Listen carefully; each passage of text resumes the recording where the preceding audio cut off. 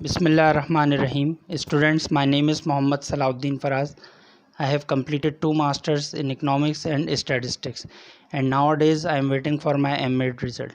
So today our first class of English text. I am your teacher of English.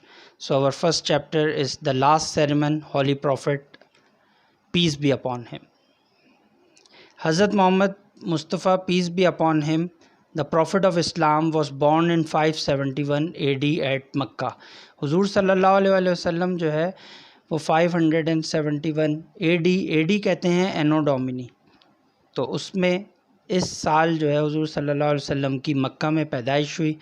یہ ایک قریش family سے جو ہے وہ تعلق رکھتے تھے، اور قریش اس وقت جو ہے جھوٹے خداؤں کی عبادت کرتے تھے. حضور صلی اللہ علیہ وسلم نے ان کو یہ کہا کہ اپنے جھوٹے خداؤں کی عبادت نہ کرو، مگر انہوں نے جو ہے حضور صلی اللہ علیہ وسلم کی بات ماننے سے انکار کر دیا، اور ان کے راستے میں جو ہے وہ رکاوٹ ڈالنی شروع کر دی، اور سخت ان کے مخالفین ہو گئے، جس کی وجہ سے ان کی راہ میں تکلیفیں ڈالتے.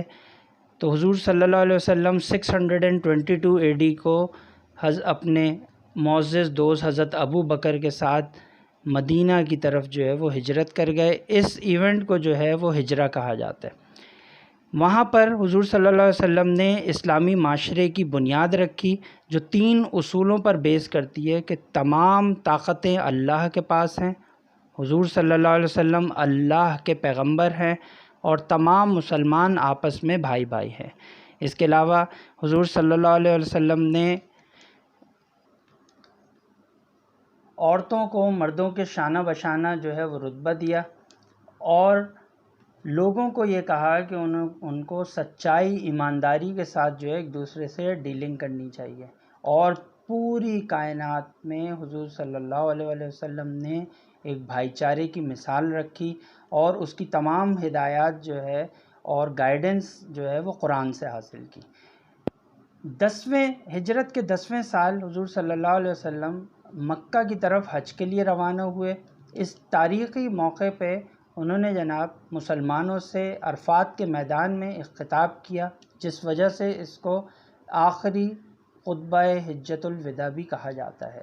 اس میں انہوں نے یہ کہا، حضور صلی اللہ علیہ وسلم نے کہا، دیر از نو گاڈ ایکسیپٹ اللہ، خدا کے علاوہ کوئی عبادت کے لائق نہیں، وہی اسی کے پاس تمام جو ہے وہ پاورز ہیں، تمام طاقتیں ہیں، اور اللہ کا وعدہ سچا اور پکا ہے، اور اللہ حضور صلی اللہ علیہ وسلم کی تمام شیطانی طاقتوں کے خلاف مدد کرتا ہے.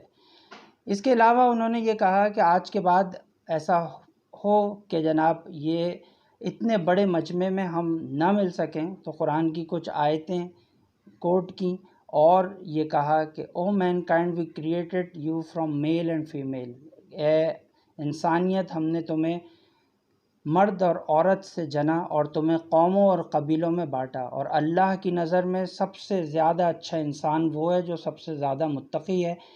تو ان آیت کی روشنی میں یہ بتایا گیا کہ کسی عربی کو کسی اجمی پر فوقیت حاصل نہیں ہے، کسی گورے کو کسی کالے پر فوقیت حاصل نہیں ہے. صرف انسان جو ہے جو متقی اور پرہیزگار ہے وہی سب سے اچھا انسان ہے. اور تمام انسانیت آدم کی اولاد ہیں، آدم کو مٹی سے بنایا گیا تھا، اور حضور صلی اللہ علیہ وسلم نے یہ کہا کہ میں تمام جھوٹے دعووں کو اپنے پیروں تلے رونتا ہوں جو یہ کہتے ہیں کہ ہم خون اور دولت کی نسبت جو ہے لوگوں میں معتبر ہیں. اس کے علاوہ حضور صلی اللہ علیہ وسلم نے یہ کہا کہ جناب تمام مسلمان آپس میں بھائی ہیں، اور تمام مسلمان آپس میں بھائی بھائی ہیں. سب سے آخر میں حضور صلی اللہ علیہ وسلم نے یہ کہا کہ آج میں تمہارے I have given you the message of Allah، میں تم تک خدا کا پیغام پہنچا چکا ہوں. آج میں تمہارے درمیان ایک ایسی چیز چھوڑے جا رہا ہوں جو تمہاری جو ہے وہ رہنمائی کرے گی، اور وہ خدا کی کتاب قرآن مجید فرقان حمید ہے. Although the Prophet peace be upon him is no more with us، آج حضور صلی اللہ علیہ وسلم ہمارے درمیان موجود نہیں ہے، مگر ہمارے درمیان قرآن موجود ہے تاکہ ہم اس سے رہنمائی حاصل کر سکیں. ہمیں اس کو روز پڑھنا چاہیے، سمجھنا چاہیے، اور جو کچھ اس میں لکھا ہے اس پہ عمل کرنا چاہیے. If we make a habit of acting according to its teaching، اگر ہم اپنی عادت بنا لیں کہ اس میں جو لکھا ہے اس کو پڑھیں، اس کو سمجھیں، اس کو اپنی زندگی میں عمل میں لے کر آئیں، we will very soon achieve the former greatness in the world، تو ہم اس دنیا میں اپنا کھویا ہوا رتبہ دوبارہ حاصل کر سکتے ہیں. تو یہ تھا ہمارا chapter the last sermon holy prophet. تو اسٹوڈنٹ اس سے ریلیٹڈ جتنے بھی کویشچن آنسرس اور امپورٹنٹ چیزیں ہیں وہ آپ لوگوں کو سینڈ کر دی جائیں گی، تو وہ آپ لوگوں نے پراپر طریقے سے مینٹین کرنی ہے اپنے رجسٹر میں. پھر ملتے ہیں اگلے لیکچر میں. اللہ حافظ.